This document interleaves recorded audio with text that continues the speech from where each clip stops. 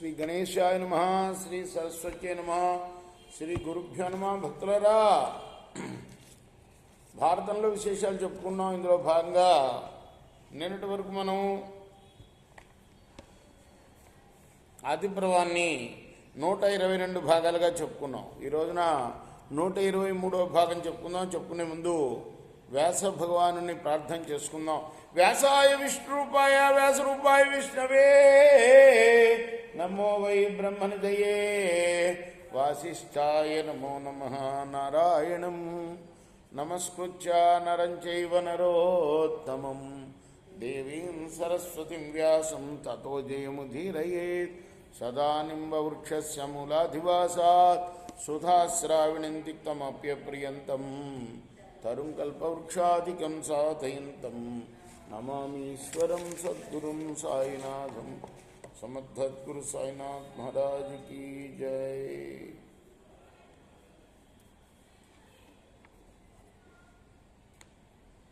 వైశంపాయనుడు చెబుతున్నాడు, పాండవులు ధార్తరాష్ట్రులు అస్త్ర విద్యలో నిష్ణాతులయ్యారని నిశ్చయించుకున్న ద్రోణాచార్యుడు గురుదక్షిణను స్వీకరించడానికి తగిన సమయం ఆసన్నమైందని భావించాడు.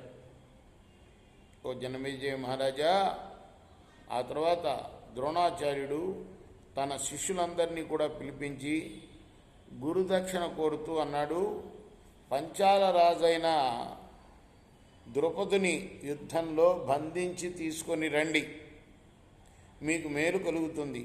ఇదే నాకు ఇవ్వదగిన గొప్ప గురుదక్షిణ అన్నాడు.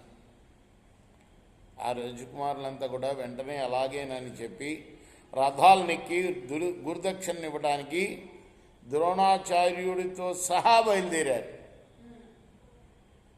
ఆ తర్వాత దుర్యోధనుడు, కర్ణుడు, యూచుడు, దుశ్శాసనుడు, వికర్ణుడు, సులోచనుడు, జలసంధుడు, ఇంకా పరాక్రమశాలులు, నరశ్రేష్ఠులు, క్షత్రియ శిరోమణులు అయిన అనేక మంది రాజకుమారులు యుద్ధానికి సిద్ధపడి పంచాల రాజ్యంలో ప్రవేశించారు. అక్కడున్న ప్రజల్ని దండిస్తూ మహాతేజస్వి అయిన ద్రౌపదుడి రాజధాని వైపు దూసుకొని పోయారు. రథాల్ని అధిరోహించి ఆ రాజకుమారులంతా కూడా అశ్వికులతో పాటు నగరంలో ప్రవేశించి రాజమార్గాన్ని పట్టారు. ఓ జనమేజయ మహారాజా, వైశంపాయనుడు చెప్తున్నాడు, ఆ సమయంలో పంచాల రాజు ద్రుపదుడు ఆ ఆక్రమణల గురించి విని ఆ మహాశాలను చూచి సోదరులతో కలిసి వేగంగా రాజభవన్ నుండి బయటికి వచ్చాడు. ఆ తర్వాత ద్రుపదుని సహోదరులందరూ కూడాను కవచాలు ధరించి శరవర్షాలు కురిపిస్తూ సింహనాదాలు చేయసాగారు. దుర్జయుడైన ఆ ద్రుపద మహారాజు తెల్లటి రథాన్ని అధిరోహించి కౌరవుల దాపునకు పోయి భయంకరమైన బాణ వృష్టిని కురిపించాడు. వైశంపాయనుడు చెబుతున్నాడు, జన్మేజయ మహారాజా, కౌరవులు ఇతర రాజకుమారులు ప్రదర్శిస్తున్న బలపరాక్రమోద్రేకాన్ని గమనించి అర్జునుడు ముందుగానే బాగా ఆలోచించి ద్విజసత్తమునైన ద్రోణాచార్యుడితో ఇలా అన్నాడు,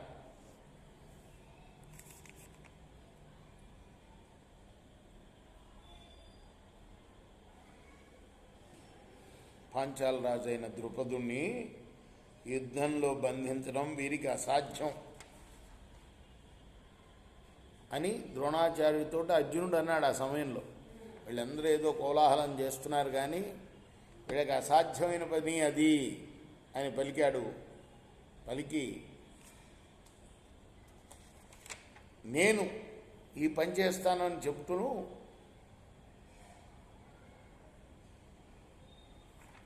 అరక్రోస్ దూరంలో అలా ఉండిపోయాట ఆయన అర్జునుడు. అక్కడ సీన్ ఏంటి, ద్రౌపదుడు ఈ ధాత్రాష్ట్రులను చూచి వారిపైకి ఉరికి వాళ్ళందరినీ మూర్ఛిల్ల చేశాడు.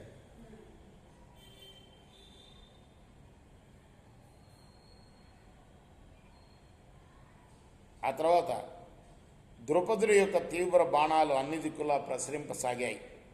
మహారాజా అప్పుడు ద్రుపదుని విజయాన్ని భావించి పాంచాల ప్రజల ఇళ్లలో వేల కొలదిగా శంఖాలు భేరులు మృదంగాలు మ్రోగాయి.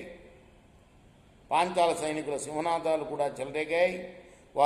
వారి యొక్క ధనుష్టంకార ధ్వని కూడా గొప్పగా గగనతలాన్ని స్పృశించింది. జనమేజయ మహారాజా అప్పుడు దుర్యోధనుడు, వికర్ణుడు, సుబాహు, దీర్ఘలోచనుడు, దుశ్శాసనుడు తీవ్ర కోపంతో శరవృష్టిని కురిపించారు. ద్రుపదుడు తీవ్రంగా గాయపడ్డాడు. ఆ తర్వాత వెంటనే కోలుకుని కౌరవసేనలను చిత్తగొట్టాడు.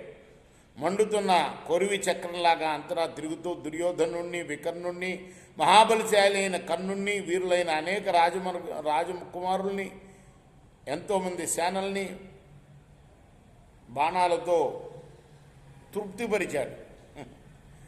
ఆ ద్రుపదుడు దుశ్శాసనుని 10 బాణాలతోటి, వికర్ణుణ్ణి 20 బాణాలతోటి, శకుని మర్మస్థానాల్ని ఛేదించగల 20 బాణాలతోటి గాయపరిచాడు.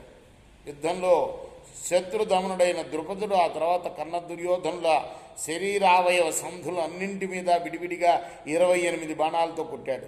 సుబాహుని 5 బాణాలతోటి, ఇతర యోధుల్ని వివిధ బాణాలతోటి బాధించి వెంటనే సింహనాదం చేశాడు. ఈ విధంగా శస్త్రధారుల్లో మేటి అయిన ద్రుపదుడు కోపంతో గర్జిస్తూ శత్రువుల ధనస్సుల్ని, రథాల్ని, అశ్వాల్ని, చిత్ర విచిత్ర పతాకాలని ఖండించాడు. పాంచాల సేనలు అన్ని సింహనాదాలు చేశాయి. ఆ తర్వాత నగరవాసులు అందరూ కూడాను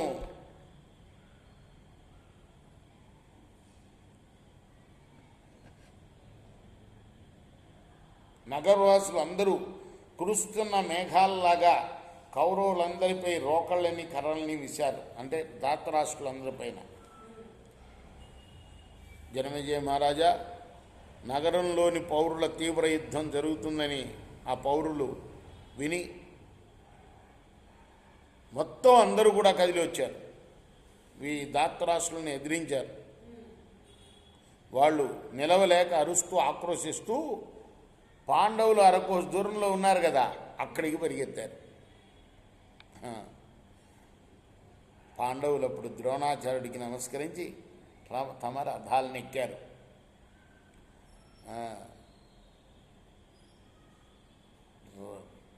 ధర్మరాజును మాత్రం వద్దన్నారు. మిగతా పాండవులే బయలుదేరారన్నమాట. అర్జునుడు, నకల సహదేవులను తన రథచక్ర రక్షకులుగా నిలిపాడు అర్జునుడు. అంటే చేసేదెవరు? మెయిను రక్షకులుగా, రథచక్ర రక్షకులుగా నిలిపాడు అర్జునుడు. భీమసేనుడు గదను పట్టి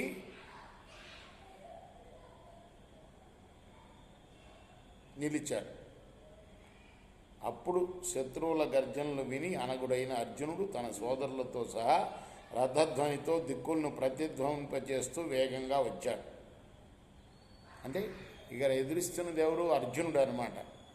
ద్రుపద సేన మొత్తాన్ని. భీమసేనుడు రక్షకుడుగా నిలిచారు. భీమసేనుడు, నకులుడు సహదేవుడేమో చక్ర రక్షకులుగా, భీమసేనుడేమో రక్షకుడిగా నిలిచాడు ఆయనకి, అర్జునుడికి. ఇలా మొదలైంది ద్రౌపదుడితోటి యుద్ధం అర్జునుడికి. రేపు మనం కొనసాగిద్దాం. కృష్ణార్పణమస్తు. సాయి కృష్ణార్పణమస్తు.